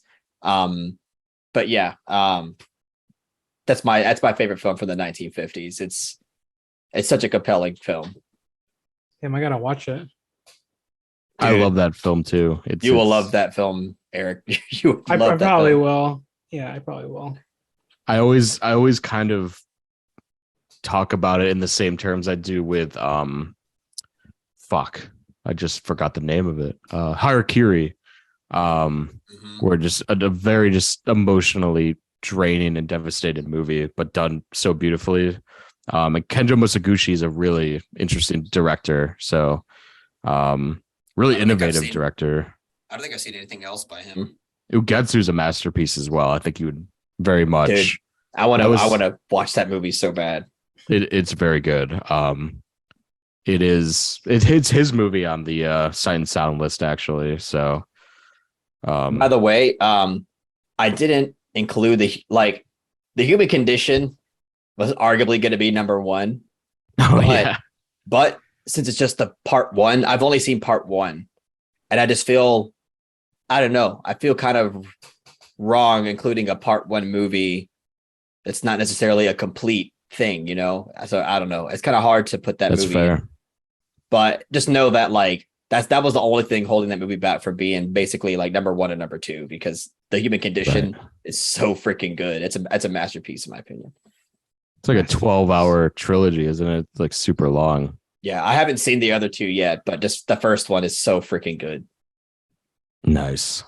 That'll be interesting in the 90s. Like if one of us wants to put up like the Three Colors trilogy, like picking one of those is pretty difficult, or I'm sure you're not going to have one before sunrise or some shit. But no, I definitely have one in my head, but I'll save it. I will too. Yeah, that's a good thing. I didn't think of trilogies. Yeah, because like Panther Panchali was also one too. Yeah, it's true. Like probably what I'll do is if I do watch part 2 and part 3, I'll rank it in the decade that it ends on. I think that'll be fair enough. That is fair. Yeah, that's a good idea. Really unexpected for some reason. I didn't think you were going to say that, but that's a great movie. I actually haven't thought about in a while. Which one? Sancho. Oh, hell yeah. Yeah. That movie's fucking phenomenal, dude. I love that movie. I remember I think I was really baked when I watched it. So I was just like an emotional wreck. I watched that really high, and then it was Dancer in the Dark, and those movies were like, oh, nice, fucked me deep. Yeah. Yeah, good times of watching movies baked. Depressing movies, they're fun. All right. It just, there's something about it when you're stoned, it just hits different, Yeah. At that point, though, after Dancer in the Dark, I'm like, I shouldn't watch any more Von Trier this high. It was kind of the nail in the coffin, so to speak. Yeah. All right, so I'll do my number one. And I'll be fully honest, I had another one in mind, but I fully know that you guys wouldn't have been on board with it. Because I don't know if Blair thinks this, but I know Carlos is not a fan of musicals. And I was gonna say Singing in the Rain. But that movie is like one of the most popular movies of all time. So I'm like, why do I need to spotlight that movie for? But granted, that is one musical that I really, really actually want to see. It's really hard to dislike that movie. I'd be shocked if you're like, I technically have seen it. I watched it one time in like 6th grade chorus, and I remember bits of it. And the fact that I even remember bits of it in a positive way back then makes me feel like if I watched it now, I would genuinely love it, like all of it. So that's one musical that I'm looking forward to, actually. Yeah, I would love to hear what you. Again, it's very hard. You have to be very cynical to be like write it off as just another musical. I think it's truly amazing. But yeah, I wanted to pick something more personal again, and not as highly praised. That especially by someone like Damien Chazelle. The whole like inspiration for his whole career is Singing in the Rain, it feels like. But side note, my number one is another obvious choice, kind of like Vertigo, but I have to say it. And it's Akiru by Akira Kurosawa. Yeah. What were you gonna say? Oh, I was just gonna say I'm happy that Kurosawa is getting representation, though. Yeah, thank God. Yeah. Arguably, I could have said Seven Samurai or Throne of Blood, but I've always felt that hands down Akiru is my favorite of his films. I mean, what hasn't been said already? I mean, it's like deceptively so simple, like in terms of story.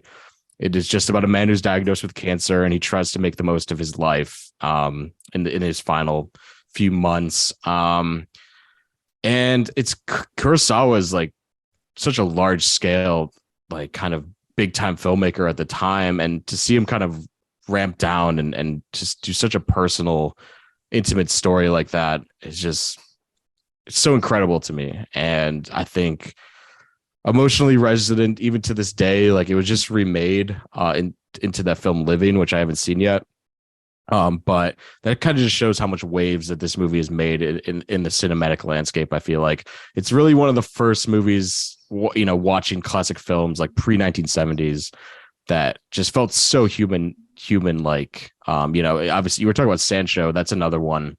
And just the humanity in the shot composition in this movie. Like there's the shot of him on the swings, and the camera kind of dollies like around where you see his face. Like, love that scene.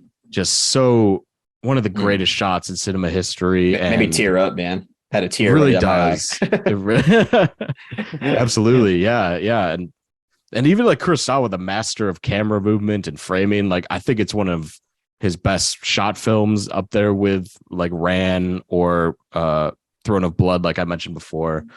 But yeah, like we got to represent Kurosawa, and I think that this is, his most personal, resident, and just I think might be the film that people will remember him for even more than Seven Samurai, in my opinion, because I think so many people have connected so deeply to this movie. And also the third act switch, I don't want to spoil it. It is so interesting. It's just a crazy subversion to what you wouldn't expect to happen.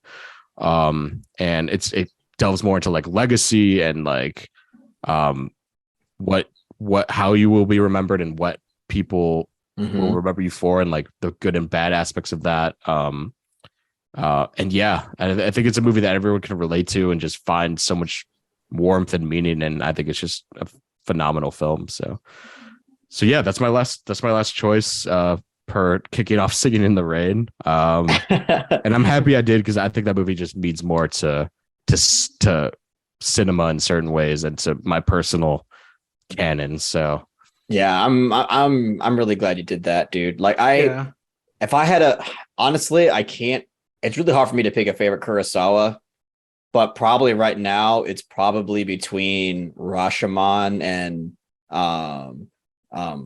Ikaru. So like I can't really choose between those two right now, but I'm kind of leaning more towards Ikaru because there's just so much emotional resonance with it, and usually I kind of favor movies that are like that. Same. But yeah, I'm really glad you picked that film. It was heartbreaking not to put it on my list, because I really do love it a lot. Yeah, Blair, I've seen Ikaru, but to be honest, I feel like I don't remember all too much about it. Like I don't think I was in the right state of mind to watch it. Let's just put it that way. Yeah, you definitely have to be in the more melancholic headspace, I feel like, when you're going to watch that movie. Absolutely. Not as, virtually entertaining as like Seven Samurai or The Hidden Fortress. It's deeply about character and like humanity and stuff. So it's not the easiest movie to throw on, but sometimes it's the mark of great cinema for me. But yeah. Anyway, we got Kurosawa. We got some of the greatest filmmakers on our list here, so it's going to be very difficult to dwindle it down to 10. But I was thinking, I guess, let's just throw 5 more out there. Why not? Let's get some honorable mentions. If you guys have 2 more, if not, that's okay. I have so many on my list, but Carlos, I know you wanted to rattle a few off, so let's just add them because maybe they'll beat the top 5 that we already had. You never know. All right, so I'm not going to throw out The Human Condition yet because I said I would do that at the end of when the trilogy ends. So not The Human Condition, but I do fucking love that movie to death. What I will say is, if I'm only including one director still, I'll go Rashomon since you said Ikiru. Rashomon. Is that the 50s? Let me double check. I think so. Yeah, 1950 exactly. Okay, cool. Damn, man, Kurosawa made some Seven bangers. Samurai, is what I would throw out. All right, I'll add that to Blaire's list then, so we could all have a Kurosawa then. Someone needs to say Passive Glory for fuck's sake. Just kidding.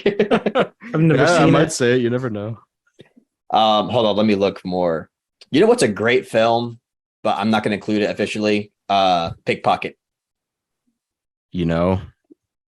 I wasn't going to include that, but I had a Bresson in my back pocket. Oh yeah. Yeah, that's a great movie. Let's see here. What else we got?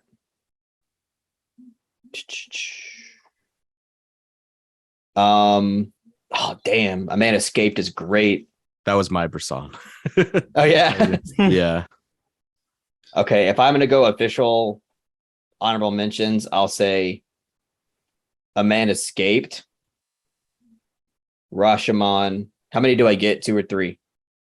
Blaire, how many do you have? I only have like one more, and I don't even necessarily think it's like one of the greatest things ever. It's You want to replace it with Seven Samurai? No, not at all. Okay, I'll cross out Seven Samurai. What's the one? Oh, I mean, I want to keep Seven Samurai, not the other one. Oh, you do? Oh, my bad. Sorry. I thought it was the opposite. Communicate it well. I thought you were just like, fuck Seven Samurai. I'm like, ooh. No. Yeah, I think. Oh no. Oh, you know what? Never mind. I was gonna say Ace in the Hole, but I already have a Billy Wilder film. Yeah, So I was thinking that too. I'll just say A Man Escaped and Rashomon. That's it. Blaire, you want to go with Seven Samurai is yours? Yeah. What was the other one you were gonna pick? I'm just curious. Shadows by John Cassavetes. Oh yeah, that'd be interesting. I like that movie actually. That'd be interesting. It's pretty good, but I don't think it's like greatest. Right. It's not. And I feel like if we're gonna talk about Cassavetes later too, so we'll get him on eventually. For sure. So my 2, Carlos stole A Man Escaped from me, so I will say no. It's okay. Sorry. I got so many, dude. It's okay. I will say On the Waterfront as one of mine. Oh, I have to see that one. I own the Criterion, but I haven't seen it. Oh, for real? Oh, it's one of the greatest performances on film. Yeah. And the other one, shit, I got so many. Fuck it. I'll say The Cranes Are Flying. I really want to see that movie, dude. Okay. Is that from the same director that made Soy Cuba or I Am Cuba? Yeah. I'm blanking on his name, but he did that. Those 2 films are like his most iconic. And Letters Never Sent, I heard, is also a really incredible movie. Real quick on The Cranes Are Flying, it is one of the most gorgeously shot war movies of all time. Like I would put it up there with Paths of Glory and Come and See on the technical spectrum. But yeah, it's an emotional, engaging, just heartbreaking experience. And it is probably wouldn't make my top 5 because it's so devastating and hard to rewatch a lot. But definitely deserves a spot in the honorable mention list. It's a masterpiece. And also on Criterion Blu-ray if you guys want a good anti-war film to watch. Nice. So yeah, I've been meaning to watch that forever. Yeah, me too. It's very good. All right, so here comes the tough part. We got to dwindle it down to 10. So I feel like the best way to do this are start with the ones that are like for sure, like ones that we all said, oh yeah, that's a masterpiece. That of course it's on the list, you know. So I was kind of keeping track in my head on the ones that we were all like unanimous about. I'll start with Blaire's. Like I think, and please, if you object, just say. But I think 400 Blows should make the list because we all seen it and we all think it's a great film. I don't think there's any objections there. So yeah, that was the unanimous one that popped out to me too. Yeah. So that could go on the list for sure. 400 Blows. Yes. Absolutely. Right. I'll switch between us because I don't want to I don't want everyone's list to be left out when we're making this. So I'll have it at number 10 for now. I don't know if we're gonna rank them or anything. Because that would be hard as fuck in the long run. From Carlos's 12 Angry Men is a unanimous, I think. Like, how could we object to that? I can't object. So we got the numbered movies on there. Got 12 I just realized I was the only one that put 12 Angry Men on their top 5. I knew somebody else would do it. Yeah, that's what we said when you said it. We both had it, I think, and then we're like, someone's definitely gonna have it. Yeah, I just got to it first then. Yeah, you were the brave one to throw it on there. With mine, definitely not Vertigo. You could put that on there. No. It's got to be Democratic. I'll hold off, but I appreciate that. I will say, I think it's Akiru, right? Because like we all unanimously Blaire doesn't remember it, but it's undoubtedly like a phenomenal film. But yeah, I'd say yes to yes to that. To Akiru, yeah. Okay. We got a hot start going with 3 great movies. Got 7 spots left, so I'll go back to Blaire's list. I want to fight for La Strada. No, yeah, go ahead. Yeah. Carlos hasn't seen it, so that's why I'm hesitant to throw it on there. Yeah. Oh, I see. Damn. I'm kind of throwing. What about Seven Seal? Would you rather have La Strada? Go ahead. I think all of our number 1 should kind of just make the list. I was kind of thinking that too, but in my opinion, you don't have to agree. No, you're totally right. That's more than fair. Okay, cool.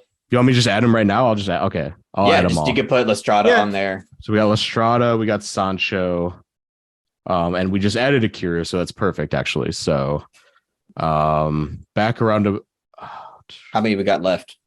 We're in the top 5 now.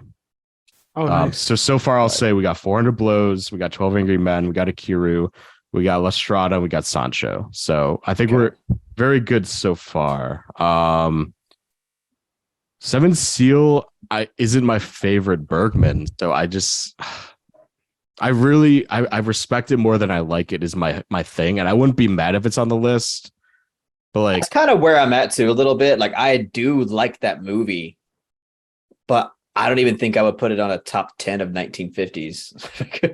I'm fine. It's not even my favorite Bergman either. You know what? I take that back. I would put it like probably like number 8 or 9 or something in top 50s. If we had that much space, I probably would. Right. I think it would undoubtedly make a top, if we had more spaces.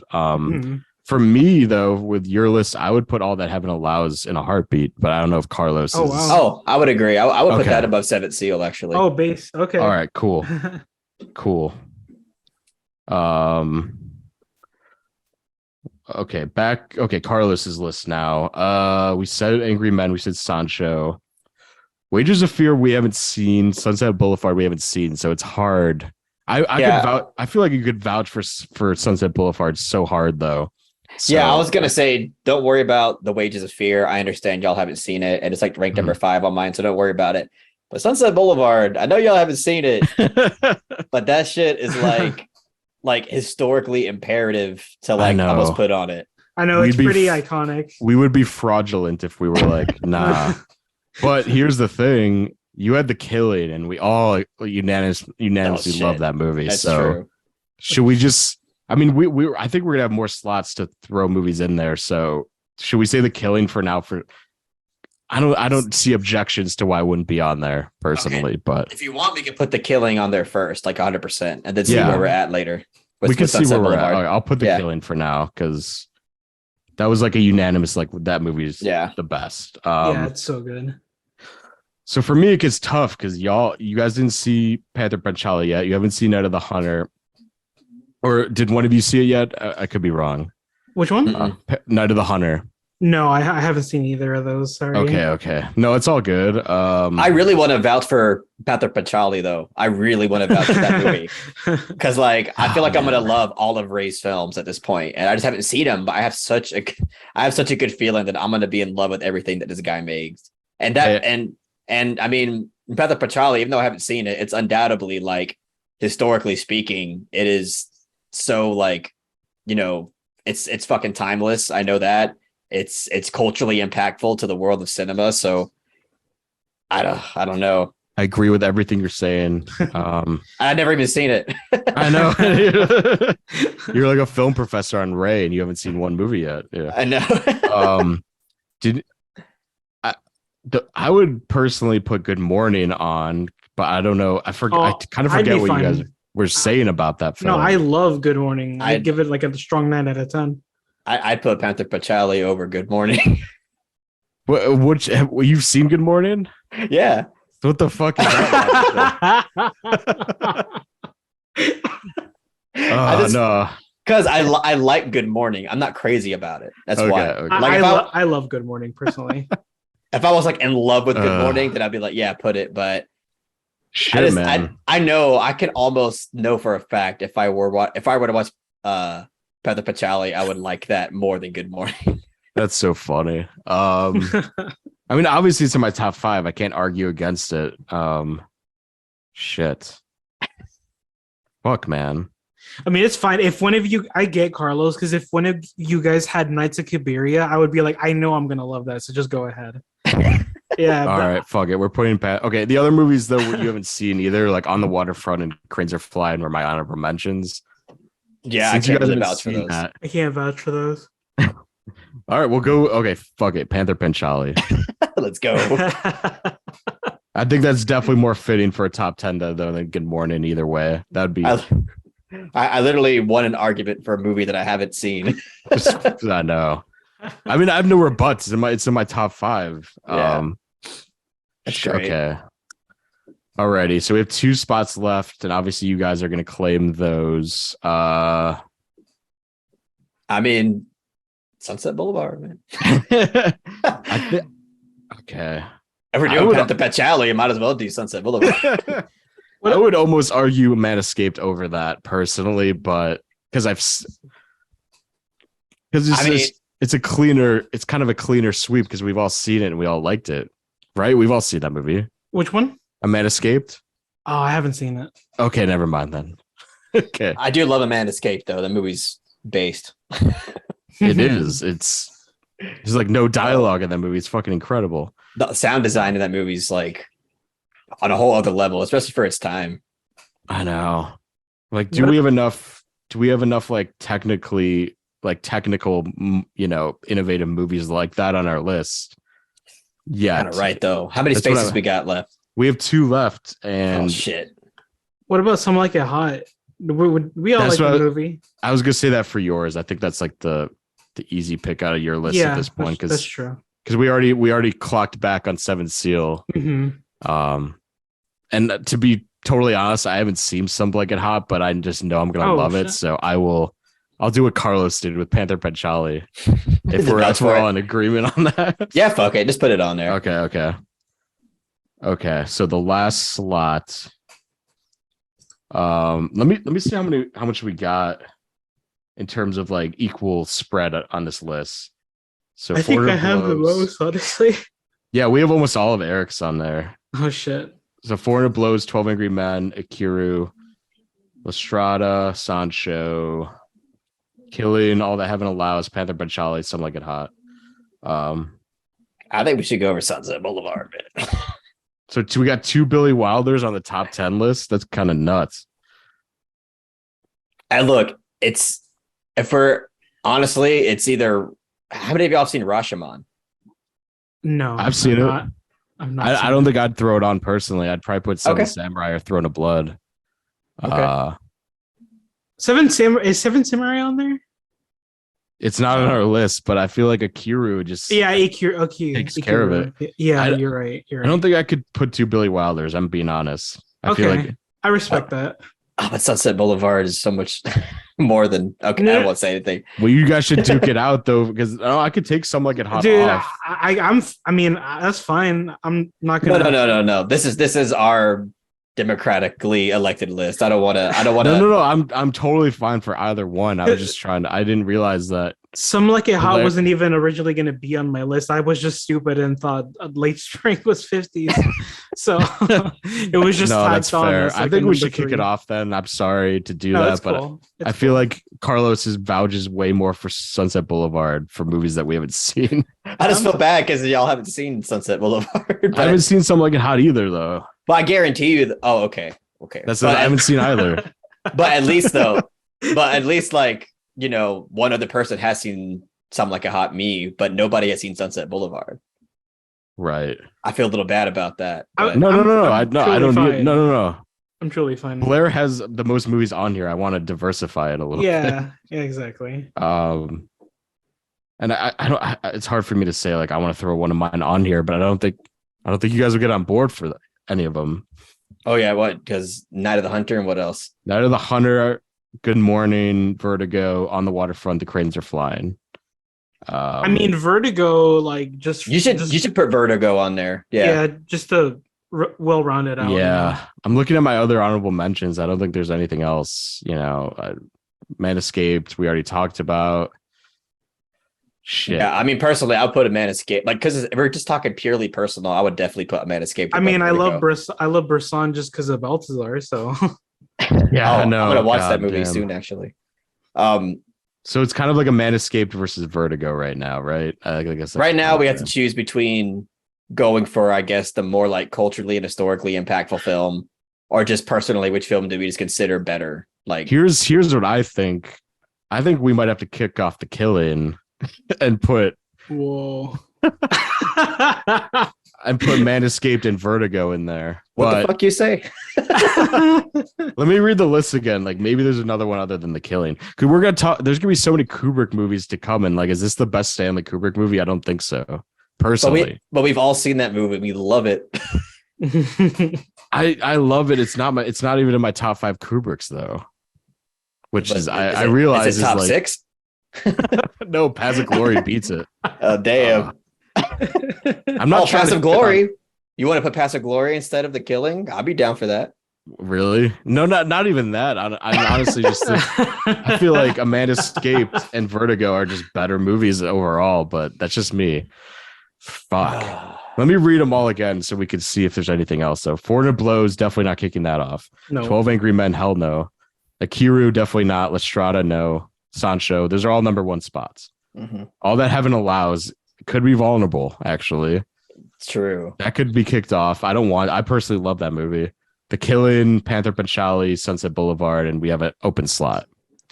I don't know. Personally, I mean, if you guys want to sacrifice All That Heaven Allows, that's fine. Personally, I don't, but I know Carlos hasn't spoken about it, so I don't know if he's that into it.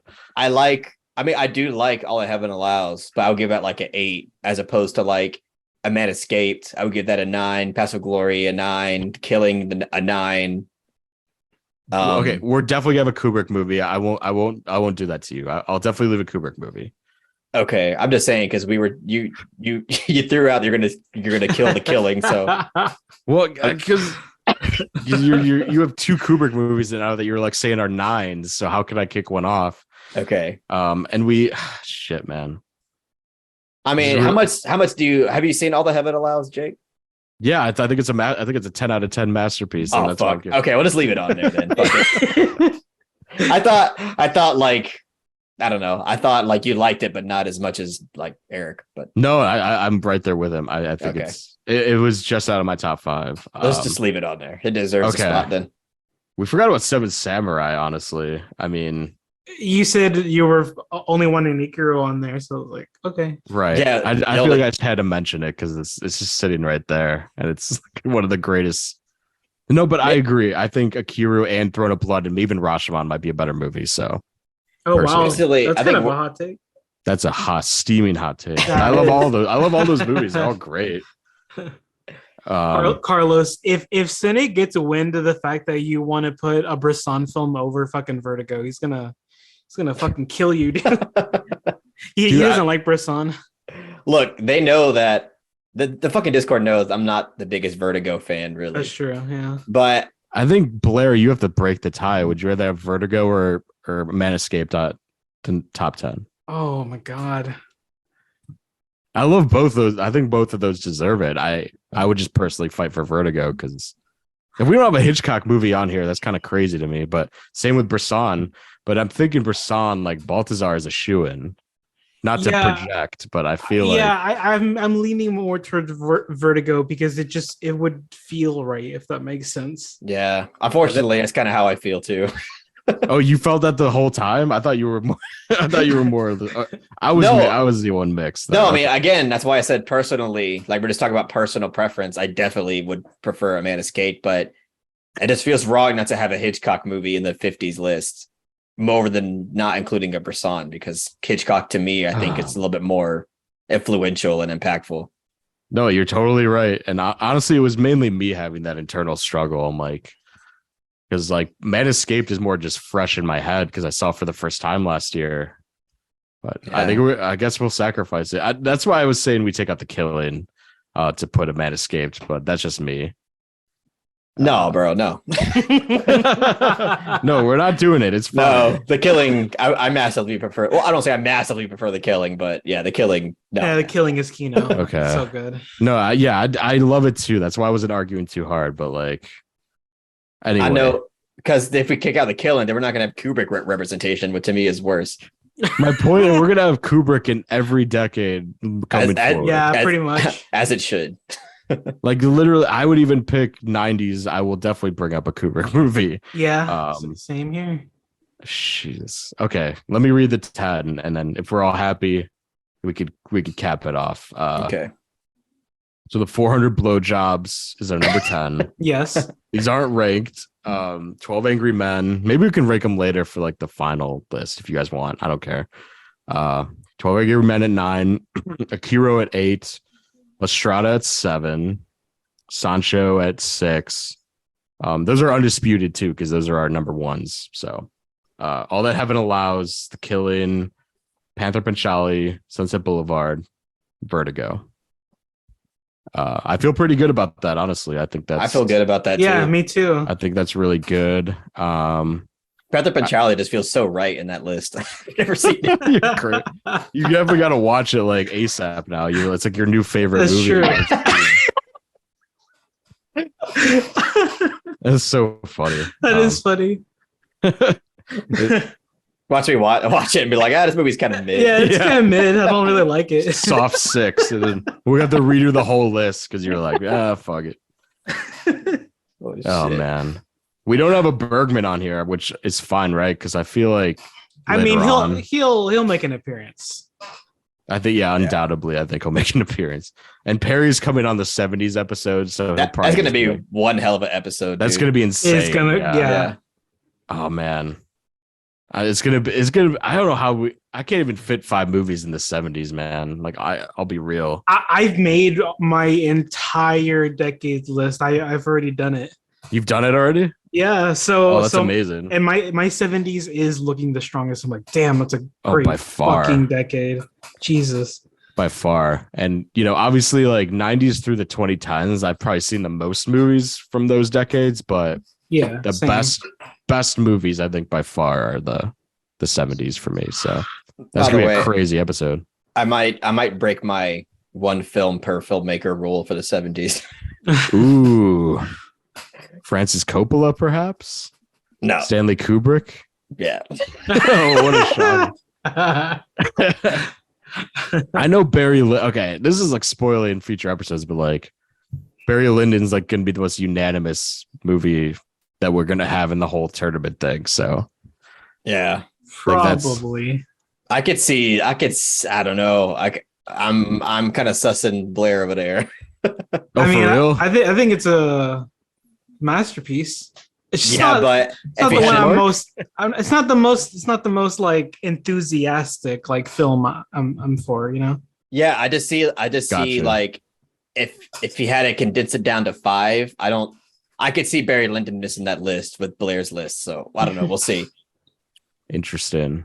It's a mystery. Well, it might be a 2-way like tie for the 4 of us. People might pick Clockwork and then Barry Lyndon, which I could definitely. Thank God in the 60s, it's very easy to pick a Kubrick movie. Yeah. Yeah. Well, no, never mind. I'm wrong. Never mind. 60. What did Spartacus come out? 60, but then Strangelove in 2001 are in the late 60s. So. Oh fuck! That's gonna be a battle. 2001, really? 2001, 68. Yeah. Oh shit! You're right.